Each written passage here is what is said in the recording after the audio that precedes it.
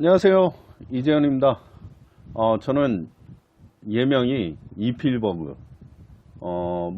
건축가 이재현이기도 하고요, 건축가 이필버그로 통하고 있습니다. 물론 자칭. 반갑습니다. 아무튼 처음 뵙겠습니다. 제가 오늘 첫 시간 1회죠. 1회이기 때문에 제가 회사 유니폼을 입고 진행을 해볼까 합니다.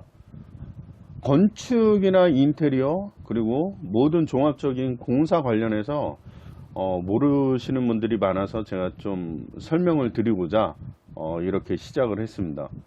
일단 제가 제일 많이 연락을 받는 게 주변에서 전화로 해갖고 대충 몇 평인데 이거 공사비 얼마나 나올 것 같아? 뭐 이런 얘기가 제일 많아요. 근데 그런 얘기를 듣고 얼마나 나오는지 누가 알겠습니까? 근데 예측도 못해요. 괜히 설상 제 입장에서는 뭐 평당 얼마나 나와요 얘기를 하면 실제 현장을 봐야 된다 얘기를 합니다. 근데 이제 공장동 같은 경우는 뭐 평당 층고라는 건 곧 높이거든요. 그래서 층고가 뭐 10m 미만일 때 그냥 창고형 공장 같은 경우는 뭐 평당 나와요. 뭐 170만원에서 200만원 사이 요 정도 예상하면 된다고 하는데, 근데 문제는 또 거기에 토목공사가 또 있습니다. 창고는 건물이기 때문에 건축공사고 부대 토목공사가 있잖아요. 그거에 따른 공사비는 별도예요. 그래서 그런 부분을 인지를 하고 질문을 하셨으면 하고요. 건축이란 무엇인가? 그게 뭘까요? 건축이라는 건 사람이 활동하는 구역에서, 생활하는 구역에서 동선이 정말 최적화되어 있는 그런 동선을 중요시합니다. 그게 곧 건축의 정의이기도 하고요. 그래서 오늘 이 시간에는 제일 많이 받는 질문, 평당 얼마입니까? 물론 공장, 근린생활시설, 일반 주거지역, 주택, 다세대, 연립, 빌라, 아파트 다 틀려요. 근데 보편적으로 보면 기본적으로 또 현장 위치마다 틀려요. 물론 굉장히 외곽 지역에 있고 또 현장이 굉장히 멀리 있고 레미콘 공장하고 동떨어져 있고 뭐 이런 여러 가지 변수가 있기 때문에 얼마라고 얘기는 못 하고 있어요. 사실 그렇게 얘기해서도 안 되고요. 근데 이제 처음에 만약에 내가 집을 짓고 싶다, 아니면 뭐 상가를 짓고 싶다, 아니면 창고를 짓고 싶다, 아니면 정말 빌딩을 짓고 싶다, 그랬을 때 처음에 시작은 여러분은 어떻게 시작을 하시겠습니까? 잘 모르시죠? 일단 제일 초반부터는 땅을 일단 구매를 했어요. 나중에 다음 시간 되면은 나중에 제가 이제 수지 분석이라는 것도 이제 말씀드리겠지만, 일단 그거는 다 빼고 처음에 집을 짓는다고 예상을 해봅시다. 집을 짓게 되면 처음에 제일 필요한 게, 물론 땅은 구매를 해 놓은 상태에서, 그러면 제일 중요한 건 거기에 건물이 기존 게 있으면 철거가 제일 먼저 시작을 하겠죠. 철거를 해야지만 다시 신축 건물을 지을 수가 있으니까요. 그 전부터 사실 제일 중요한 건 건축 설계입니다. 설계 사무실 많잖아요. 무슨 건축사 사무실 뭐 이런 데가 많으니까 거기에 가셔갖고 설계를 의뢰를 하시는데 설계비를 또 견적을 받아 보셔야죠. 제일 중요한 건 그 지역의 해당 지역 설계 사무실이 제일 좋습니다. 그 이유는 아무래도 그 지역의 설계를 많이 하다 보니까 건축 법규라는 게 지역마다 틀릴 수가 있어요. 구마다. 그래서 그 구 안에 내포되어 있는 설계 사무실을 통하는 게 가장 좋습니다. 법적으로도 가장 많이 알고 있고요. 그 구역이니까 자기 나와버리는데 모르겠어요. 또 하나는 그렇게 숙달돼서 일을 하다 보니까 어떻게 보면 경쟁력도 굉장히 좋습니다. 금액적인 설계비가 어떻게 보면 딴 타 지역보다는 굉장히 좀 저렴할 수도 있고요. 일단 설계를 의뢰하시면 이제 설계 사무실에서 현장 조사도 하고요. 현장에 대해서 조사도 하지만은 경계 측량이라는 것도 일단 진행을 합니다. 그리고 경계 측량 그런 비용은 설계 사무실에 측정이 돼 있을 수도 있어요. 뭐냐면 설계비에 포함을 한다, 아니면 건축주가 별도로 정산을 한다, 뭐 그런 조항도 있을 수 있으니까 그 점 유념하시고, 그리고 이제 기존 건축물이 있으면 건축물에 대한 철거를 해야겠죠. 그래서 철거에 대한 그 신고도 하셔야 돼요. 멸시 신고라고 하는데, 그 신고를 하시고 철거를 진행하시는데 보통 건축주분들이 오해하시는 게 뭐냐면 철거 감리도 별도 있습니다. 물론 이제 조그만 주택 같은 경우는 건당 얼마씩 하는데 보통 한 200에서 300만 원 정도 해요, 주택 같은 경우는. 근데 그 부분이 나중에 그 설계비에 다 포함되어 있는 거 아니에요? 감리비가? 근데 절대 아닙니다. 건축 감리라던가 철거 감리는 별도 집행이 됩니다. 그래서 설계비만, 말 그대로 설계비하고 철거 비용은 별도인 거예요. 그래서 감리에 대한 그 포지션은 항상 별도라고 생각하시면 됩니다. 물론 이제 평마다 틀려요. 뭐 건물 평수가 크면은 감리비도 줄어들겠고, 또 다 똑같습니다. 공사비도 마찬가지로 건물 평수가 굉장히 크다 보면 공사비도 저렴해지고 설계비도 저렴해지고 철거비도 저렴해지고 모든 게 저렴해져요. 근데 만약에 공사가 굉장히 적으면 일단 공사비는 굉장히 넓어집니다. 금액이 즉 커진다는 얘기죠. 그 이유가 뭐겠습니까? 큰 건물을 짓던 작은 건물을 짓던 모든 공정은 다 들어가요. 뭐 예를 들어 큰 건물에 타일이 들어가는데 뭐 조그만 주택이라고 타일이 안 들어가 있어요? 마감재도 들어가고 창문도 들어가고 도어도 들어가고 다 들어갑니다.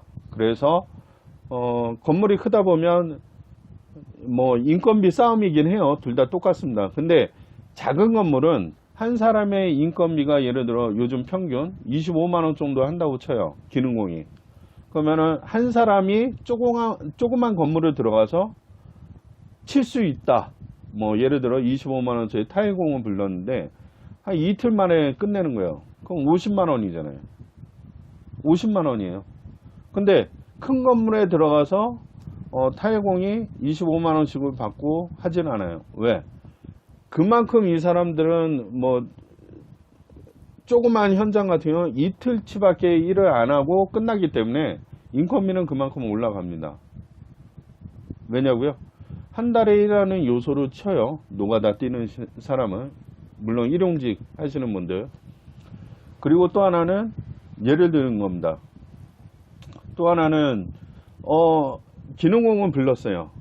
근데 이 사람이 하루 종일 일해갖고 이 공사를 끝낼 그런 건덕지가 아니고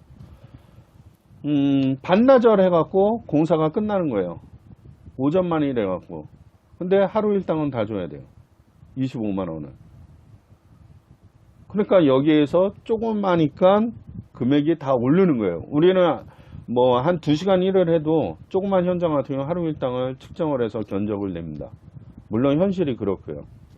그래서 그런 점을 유의를 하시고 생각을 하셔갖고 이렇게 발주를 주셨으면 합니다. 견적도 마찬가지로 그렇게 받는 게 사실이고요.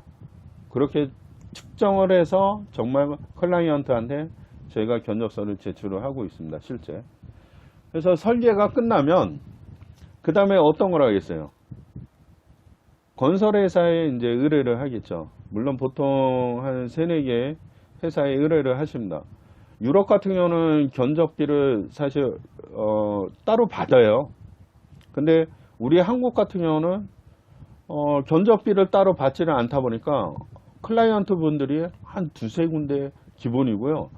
5-6군데도 이렇게 불러요. 그래갖고 업체들한테 의뢰를 합니다. 그러면은 8개 업체가 이제 싸우는 거예요. 그럼 그 중에 제일 싼 업체가 있을 거 아니에요. 제일 싼 업체가 있으면 건축주 입장에서 어떤 생각을 하냐. 제일 싼 업체가 왔어. 그 다음에 최종적으로 딜을 합니다. 업체들 마다 이제 예를 들어 전화를 해서 제일 싼 금액이 요 정도에 들어왔는데 혹시 너희 회사는 좀 더 싸게 가능하냐, 이렇게 하시는 분들이 대부분 많습니다. 거의 다라고 보시면 돼요. 근데 거기에서 어떤 마이너스가 생기냐면, 건설회사 입장에서는 굉장히 힘든 건설회사가 있어요. 예를 들어 그 카드 돌려막기식 알죠? 이 카드에서 한도를 다 받았는데 현금 서비스 다 썼는데 이거 메꿔야 돼. 그럼 또 다른 카드에서 끌어들어와서 이 돈을 메꾸는 거잖아요. 그러면은 만약에 재수없게 그런 건설회사가 하나 딱 걸리면 그 건설회사는 저가치기를 합니다. 굉장히 싸게 무조건 한다고 그러죠. 건축주가 제일 싼 금액이 말도 안 되는 금액에 들어왔는데 여기 회사에다가 이 금액보다 더 싸게 할 수 있어요? 물어보면 무조건 한답니다. 나중에는 어떻게 되겠어요? 공사하다가 멈추는 거예요. 멈출 수밖에 없죠. 그 돈이 어디가 있겠습니까? 기존 현장에 뻥고 났던 돈을 메꾸기 위해서 그 현장에다 돈을 베팅을 하겠죠. 물론 이런 사고 사례가 굉장히 많아요. 물론 저도 그 회사가 힘들 때는 솔직히 말씀드려요. 회사가 힘들 때는 이 금액을 여기에다 돌려 쓴 적 좀 있습니다. 솔직히. 근데 지금은 뭐 사실 그 정도까지는 아니고요. 요즘에 그런 회사들이 많이 없어졌어요. 근데 아직 없다고는 말씀 못 드리고요. 그 다음에 건설회사가 이제 견적을 받고 나서 이제 취하는 게 계약서를 쓸 거 아니에요. 계약서를 쓰게 되면 건설회사에서 건축주 같은 경우는 건설회사를 믿을 수가 없기 때문에 선수금을 주기 전에 계약 이행 증권이라는 걸 끊습니다. 뭐 서울보증보험이라던가 아니면 건설협회에다가 이렇게 의뢰를 하는데 거기 보증서를 발급을 받고 나서 그 다음에 공사비를 싸주는 게 제일 좋겠죠. 일단 계약서 체결 후 신용보증사라던가 아니면 건설공제조합에서 보증서를 받는 것, 계약이행증권이란 보증서를 받는 거고요. 그 입보가 되면 그 다음에 계약금, 뭐 흔히 선수금이라고 하기도 하고 계약금이라고 하기도 합니다. 그래서 그 돈을 그 후에 싸주시는 게 제일 좋습니다. 그 다음에 이제 건설회사는 어떤 행위를 하냐면 돈을 받았으니까 공사를 진행을 해야 되잖아요. 그럼 착공신고라는 걸 합니다. 그래서 착공신고를 진행을 하고 그 다음에 진행하는 건 물론 이제 각종 업체에서 뭐 터파기라는 건 땅을 파서 기초를 심기 전의 행위입니다. 그래서 그런 공사를 진행을 하는 시발점이 되는 거죠. 그렇게 대신에 이제 또 하나 클라이언트는 감리를 선정을 해야 돼요. 요즘에는 법규가 바뀌어서 뭐 금액에 따라 조금씩 틀리지만 구청에서 담당 감리자를 이제 돌립니다. 뽑아서. 그래서 선정이 되면 그 업체에서 감리를 보는 사람이 나오겠죠. 물론 이제 계약을 체결 후에. 그래서 요즘에는 감리비도 딱 측정이 되어 있습니다. 그래서 그 금액 갖고는 뭐 싸게 해달라 높게 해달라 이런 얘기를 못하는 경우도 있고요. 금액이 그 공사 규모가 어느 정도 크다 보면 그런 건 가능해요. 그래서 나중에 또 영상을 계속 보시면은 그런 절차적인 부분을 제가 계속 설명을 해 드릴 겁니다. 일단 집을 짓고자 한다면 첫 번째 설계 의뢰를 하시고요. 두 번째 설계 의뢰 후에 만약에 기존의 건물에 철거가 있으면 멸시 신고도 해야 됩니다. 물론 철거업체 통해서 멸시 신고를 하시면 되고 철거 감리도 필요합니다. 그리고 두 번째는 설계가 완료가 됐으면 설계 공사에 대한 감리자도 이제 선정을 하셔야 돼요. 그럼 물론 이제 설계 사무실에서 어떻게 하라고 알려줍니다. 그러고 나서 바로 먼저 해야 될 게 두 번째가 건설사 선정이죠. 업체별로 견적을 받아갖고 업체 선정 후에 계약서를 쓰시는 거. 다만 제일 중요한 건 계약금을 드리기 전에, 물론 이제 계약서는 썼으니까 계약금 드리기 전에 일단 계약 이행 증권 그거를 꼭 받으셔야 합니다. 뭐 대부분 아시는 게 하자 이행 증권 말씀하셨는데, 그거는 이제 준공 전에 하자 이행 증권을 발급받는 거고요. 그래서 첫 번째는 그 부분이 제일 중요합니다. 그리고 공사라는 건 각양각색의 공사가 있기 때문에 또 시마다 틀리고 구마다 틀립니다. 약간의 조향 같은 게. 그래서 그 점에 좀 유념을 하셔야 돼요. 아, 내가 전에 한번 해봤는데 여기에서 이런 서류가 안 들어갔고 여기에서 이런 거 그냥 넘어갔는데, 이런 말씀 많이 하세요. 근데 이거는 담당 공무원마다도 틀려요. 필요 없는 서류를 첨부하라는 경우도 굉장히 많습니다. 제가 실례로 경험한 게 경기도 광주가 인허가 자체가 굉장히 까다롭고요. 뭐 까다롭다는 건 뭐냐면 불필요한 서류를 요청하는 경우도 좀 있습니다. 그리고 양평 같은 경우도 사실 인허가 받는데 굉장히 좀 오래 걸렸고 좀 힘들었습니다. 뭐 그 밖에 화성 같은 경우도 좀 오래 걸리긴 하는데, 화성은 워낙에 지금 뭐 개발이 한참 진행 중이다 보니까 그래도 러프하게 넘어가는 스타일이고요. 일단은 제일 중요한 건 지역마다 틀리고요, 구마다 틀리고 시마다 틀리고 또 담당 공무원마다 틀립니다. 그러니까 딱 어느 정도에 딱 요 정도에 갖춰져서 서류가 들어간다고 해결되는 건 없어요. 아시다시피 한 번에 되는 건 없습니다, 관공서는. 그래서 집을 짓는 것 중에 제일 중요한 초반 시작점부터 제가 알려드린 겁니다. 오늘 영상은 이로써 끝내고요. 다음번에는 좀 더 디테일하게 들어가서 설계란 무엇인가에 대해서 한번 얘기를 꾸며볼게요. 네, 설계 도면을 보면 건축 설계 개요가 나오고, 그 다음에 이제 평면이 나오고, 단면, 섹션이 나오고, 그 다음에 디테일이 나오고, 구조도가 나오고, 뭐 이런 게 나오니까 그런 부분에 대해서 일단 설명을 드리겠습니다. 저희 같은 경우는 예를 들면, 잠시만요. 저희 같은 경우는 클라이언트한테 견적을 제출할 때 이런 식으로 이제 책식으로 견적서를 제출을 해드립니다. 잘 안 보이시나요? 이런 식으로 이제 견적서를 제출해 드리고요. 내부를 보시면은 세부사항은, 안에는 이제 공사 원가 계산서라는 게 있어요. 펴지고요. 이렇게 공사 원가 계산서가 있습니다. 이거는 뭐냐면 기본적으로 공사를 진행하게 되면 나라에다가 보험료도 내야 되고 세금도 내야 되잖아요.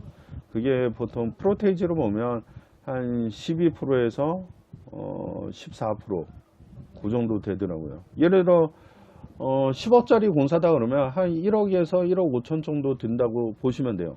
세금하고 각종 보험료가. 그렇게 인지를 하셨으면 좋겠습니다. 10%에서 15%. 여유있게 15% 잡은 거예요. 아셨죠? 그리고 건설회사에 대한 이유는, 사실 여러분들이 건설회사 그 금액이 크다 보니까 되게 많이 남기는지 아세요? 근데 요즘엔 저가 싸움이 많아서 안 남기는 경우도 굉장히 많습니다. 오히려 까지지 않으면 다행입니다. 왜? 경쟁이 심하다 보니까 출혈이 그만큼 심해요. 정말 심합니다. 저도 요즘에 견적을 내고 있고 요즘에 바쁩니다. 솔직히 조금. 근데 틈틈이 이렇게 시간 내갖고 영상을 올리겠습니다. 아셨죠? 뭐 첫 회이기 때문에 보실 영상도 없어요. 근데 구독을 눌러달라고 말씀은 못하겠어요. 영상이 몇 개가 되면 구독 좀 해주세요. 아셨죠? 그리고 질문사항이 있으시면 제가 이제 저희 메인 화면에 들어오시면 개인 카톡도 알려드렸어요. 아니면은 이메일도 알려드렸으니까 질문하실 거를 한번 질문을 해주셨으면 좋겠습니다. 궁금증 아니면 현장에 와서 한번 이거를 판단해 주셨으면 한다, 뭐 이런 문제점이 있다, 그러면 그때도 불러주십시오. 근데 이제 물론 저런 건 있어요. 제가 지역이 서울이다 보니까 물론 저희 현장은 부산하고 제주 현장도 있습니다. 근데 시간 내 갖고 가야 되는 상황이라 근처에 서울 근교 뭐 경기도권까지는 가능합니다. 그래서 뭐 좀 애로사항이 있다 그러면 언제든 한번 문의를 주셨으면 합니다. 오늘 첫 회 마무리하겠습니다. 다음에 뵐게요. 안녕. 안녕히 계십시오.